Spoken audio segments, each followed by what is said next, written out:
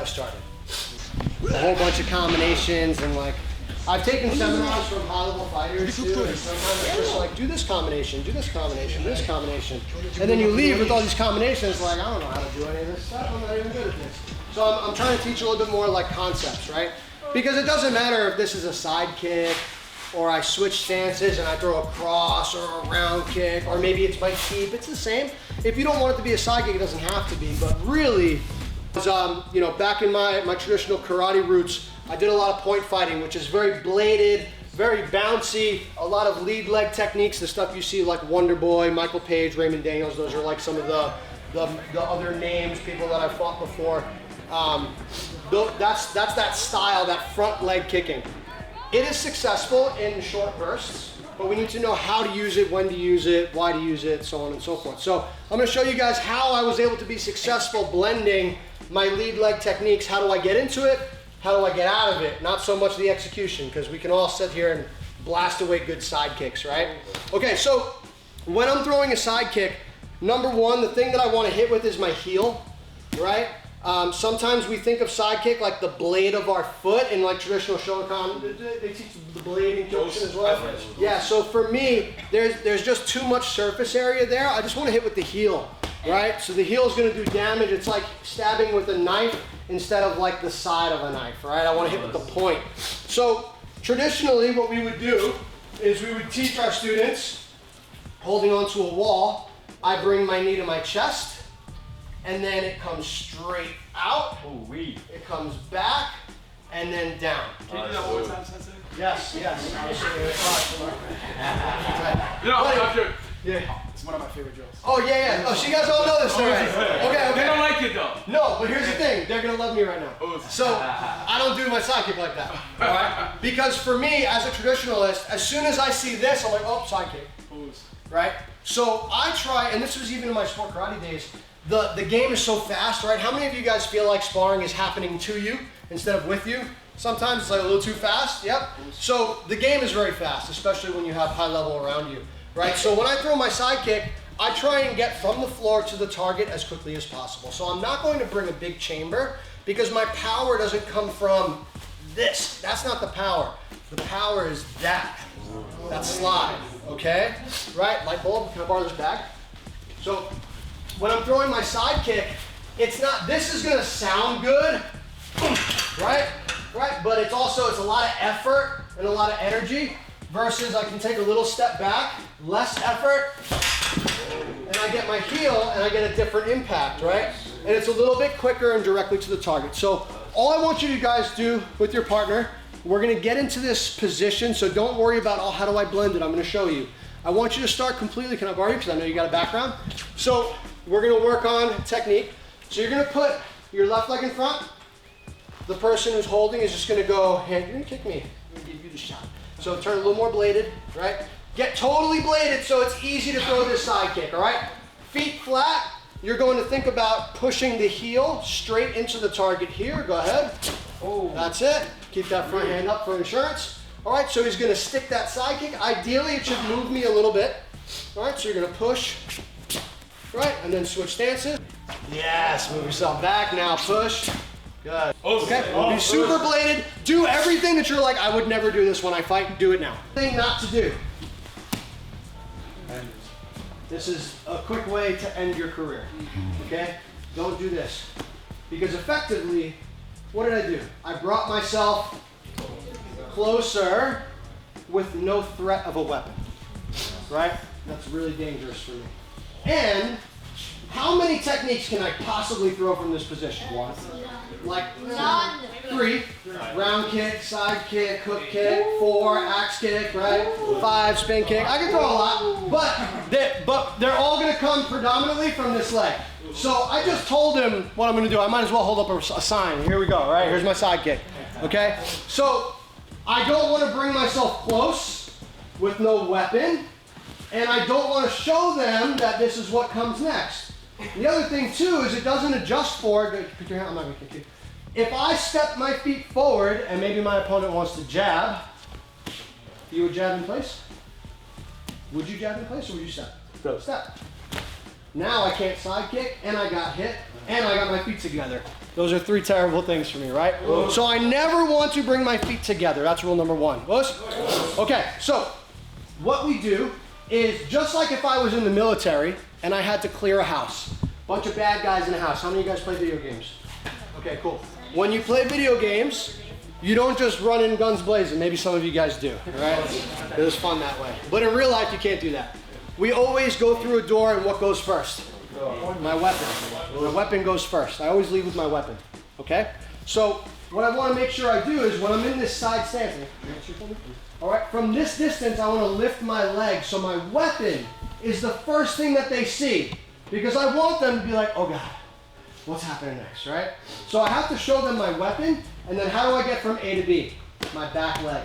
So from here, at the very base level, I lift my weapon, I take a little hop, and then I can attack. Okay? And then it's all about figuring out how long your legs are. If your legs are really long, you're tall, you can do this from further away. Here, one more time. So as I get better at this, I start like this. Just like my chamber, but chamber a little less. I show my heel first, hop, and kick. Okay? As I get better, I start to smooth it out. I think of like, that's like chunky peanut butter. I want smooth peanut butter, right? So we gotta smooth it out. So from here, I go from instead of 1, 2, 3, to maybe I do 1, 2. So then maybe I do 1, right? So now it's like, again, I'll need you to bag for me, but I'm still gonna borrow you. When you see me move, clap. Okay, you guys can all do this. As soon as you see me move, clap. Too late, you hit me, right? Too late, you hit me. I didn't do anything yet, right? As soon as you see me move, clap. Tie, right? Tie. I'm cool with that because what's gonna win? My longer weapon, right? So we smooth it out to make one movement. Does that make sense? Okay, so get rid of this, lift the leg, hop, throw that kick, okay? Once on the left, once on the right. We're gonna put it all together in a bit. I promise you this stuff works. Let's go, 1, 2, 3. A side kick from my typical like boxing, kickboxing, Muay Thai stance. It just, there's too much mechanics that don't match, right? Your side kick is a straight line technique. In order for me to generate max power, I have to maintain that straight line the whole time. That's why I had you guys in this position. As soon as we start adding rotation, think about a leaky faucet. I'm just leaking energy everywhere. I'm not going to be as successful. Does that make sense? So we have to be in a straight line. In order to do that, I have to be sideways. That's why it's called a side kick. Now the question is, how the heck do I get here safely? This is the hard part, okay? Well, it used to be the hard part. Now it'll be the easy part. Because who was it? Said, aren't you afraid of the low kick? Absolutely. Absolutely. Okay, can I borrow you? Okay, so what I'm going to do is, since we know how to switch stances, how much more effort does it take me to do this or this? So I get back to my pyramid. So I switch, side kick, hold here for me. Boom, land. Maybe I open up, disengage, and I'm right back. The true sauce that we're working with right now is just learning how to switch and use opposite weapons and just create different concepts, different looks. I think that's what helps blend the karate style that you guys have in your foundation into that higher level kickboxing. Make sense? Okay, cool. So now, this part works great if I have someone who's very passive, right? Where I can, they're gonna let me hit them and switch stances and play around in that position. But we all know that's not every fighter. We have, like we said before, people are coming up, there's more of a conversation or an argument. They're trying to get stuff done too. Come on, sir. So now, this is kind of my favorite way to hide stuff, whether I switch stances or not. But again, it's allowing me to get from my boxing, kickboxing stance to this bladed stance without just showing it to them. So again, one way is by stepping, by increasing the space. Sometimes I don't have that opportunity, okay? Now, this is all personal. We're gonna work both sides just so you can figure it out. If my side kick is better from my front leg, here's what's gonna happen. Hands up. All right, just give me a Dutch block on this side. I'm gonna throw a rear leg round kick. Now, if I throw my back leg round kick, boom. I come right back and I can box. Again, what's the difference if I do this or if I do this? Now I have access to my side kick. And I'm still in that range, right? So from here, we're just gonna work it off of our kicks. So if I want a side kick with my front leg, I ground kick with the back leg. So I go round kick, boom, blade. And I always squat when I blade because now I can drive that kick. Okay? And now the best part too is you have something like this.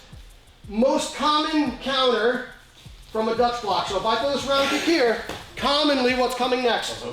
So if I stay here, I'm getting hit. But keep your hand right there. Now I'm not getting hit. My weight's on my front leg, I get hit. I get bladed, I don't get hit. But remember I said it's my turn and my turn again and my turn again? This is where it comes from. I get heavy Dutch kickboxers. This is how the karate style becomes difficult for those kickboxers. Where if every time, let's say I throw a round kick, you counter a hook cross, right? Right now I'm like, ugh, I'm getting in trouble here. So now I kick, right? And now it's like, oh. Now guess what? Every time I kick, he's going to be a little bit more hesitant to counter, right? And then I get to start playing with my stuff. So we're going to try that one first. My partner's going to go rear leg, whichever, doesn't matter. Yeah. So rear leg kick, blade to that front leg side kick. Keep your front hand up. Right, rear leg kick. I'm going to block, cover, and that's how it should look. Questions with that? If you want to get fancy, this also works well from this, right? If I kick and I plant, maybe they go to reach a little bit. That one works there, so if that's in your arsenal, it's the same setup for my spins, okay? I'm not saying you guys need to do this right now, but just know that it's all there. All this stuff, the distance is the same. Right, make sense? Okay, let's go. 1, 2 pyramid, hop, boom, boom, boom, boom, kick, blade, side kicks. You build it now. But be creative, don't give me the same stuff over and over. Don't give me the typical 1, 2, 3 kick. You guys are all better than that. Give me same side techniques, right? Be creative, play with it into that rear leg kick. Let's go. A lot of times what they would teach is your dominant side actually goes in front because it's all about points and speed. So I'm right-handed. So I would always fight here, side stance, because it's all front leg. So my side kick, my better side kick leg is my front leg. If I had to put a hole in a wall, I would do it with my right leg. But when I started boxing and kickboxing, I was so uncomfortable here because this didn't allow me to find my weapons. So I said, all right, let me start from scratch. Let me absorb traditional boxing and kickboxing. So I learned how to box in this stance, but it's like, ooh, here's all my good weapons from my lead leg. How do I get there? So we talked about if my front leg is good, I kick with the back leg and then get bladed. And then I have access. And again, if you have more dexterity, you can go round kick, side kick, hook kick, whatever. Okay? If I want the back leg, I just reverse the order. I go for my switch kick. All right? But now instead of switch kick here, coming back, I just take the one step to switch to southpaw. So instead of going back or going forward, I go here, switch. And now I have that other leg available. Okay? So I go front leg to back leg. All right? So from my switch kick, I'm kicking round kick with my lead leg. Boom. Again, look where that cross is. Out of range. If I kick and stop in place, I'm getting hit. Okay? So I can eliminate the threat. This draws the technique. And I can drive that kick, right? I love that. And we talked about that, it says over here, just that little pause. It doesn't have to be, I'm not rushing, right? I don't like to be crazy offensive with my side kick. I want it to be like that. To me, that's when it's most effective. When I can draw something, if I hit you, and then maybe I'm gonna leave this and be like, oh, that looks so sweet.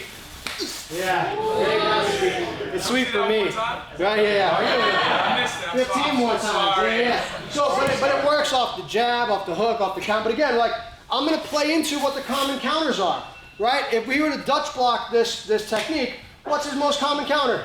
Cross. His cross, right? He's gonna go here. Instead of me like, oh, now I gotta start all over again.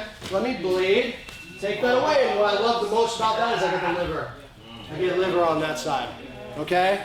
So I want to play with that. So we go switch kick, southpaw, the lead leg. Not me, it's not you, it's not sensei as much as you guys think it might be. It's not. Your partner is the most important person in the room. Okay? Because if your partner is lazy, guess what? I can't do my job. If your partner is going too hard, I don't learn. If my partner is doing things consistently wrong, I can't get the most out of it. So, as a partner, number one, we have to hold each other accountable so that everyone does this. Okay, that's number one rule of success. Your partner is the most important person in the room. All right, number two, we have to be active as partners. So, while you're doing your drills and learning, you should also be watching and observing your partner, so you should be able to pick up what they did well, what they didn't do well. So what I want you guys to do, we'll leave the not so good for another day, but I want you to tell your partner one thing that they did very, very well today. And don't say this, man, you were so strong. Come on now. That's good. Be specific. Yeah, be specific. All right, be like, man, your side kick was on point every time it felt solid. Or I really liked how you had your hands up when you're moving. Something that you were seriously watching and noticed. And here's the thing, if you're like, damn, I don't have anything to say, that's on you. All right? So give your partner one solid compliment on what they did. When you're done, let's come back in this room here. Let's go, let's go. Big solid compliment. Wait, you're citing toward me?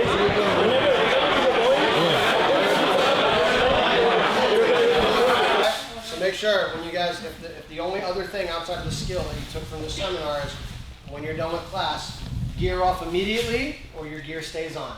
None of that in between while coach and sensei speaking. Cool. Fighting style is violent.